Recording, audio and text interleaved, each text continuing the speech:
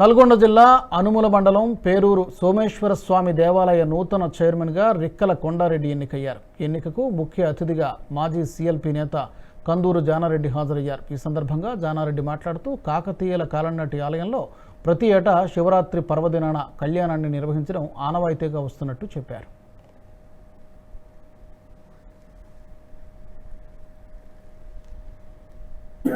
స్వయంభూ సోమేశ్వర స్వామి దేవస్థానం ఒక ప్రశస్తమైంది, ప్రసిద్ధికి ఎక్కినటువంటి ఇది కాకతీయుల రాజుల నుంచి అంతకు ముందు నుండి ఇది ఏర్పడినటువంటి విషయం. ఇక్కడ ఈ స్వయంభూ సోమేశ్వర స్వామి దేవస్థానం నుండి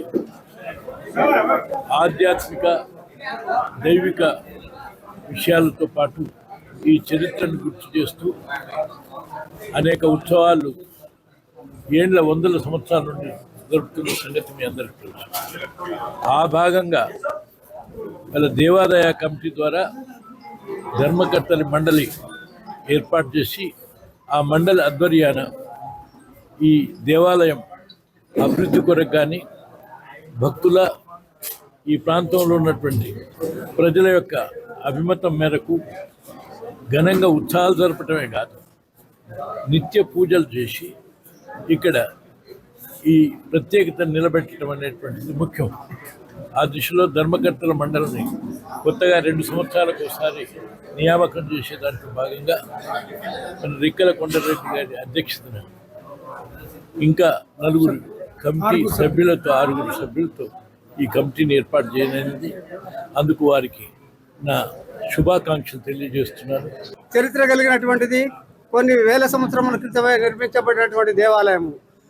అట్టి దేవాలయానికి భూములు ఉన్నప్పటికీ ఆదాయం లేని పరిస్థితి ఏర్పడింది. ఈ దేవాలయం అభివృద్ధి కోసము ఈరోజు నూతనంగా మేము ఏర్పడినటువంటి కమిటీ పెద్దలు మా అన్నగారు జానారెడ్డి గారి అండదండలతో ఈ దేవాలయం అభివృద్ధి కొరకు అహర్నిశలు కృషి చేస్తామని మనవి చేస్తున్నాను.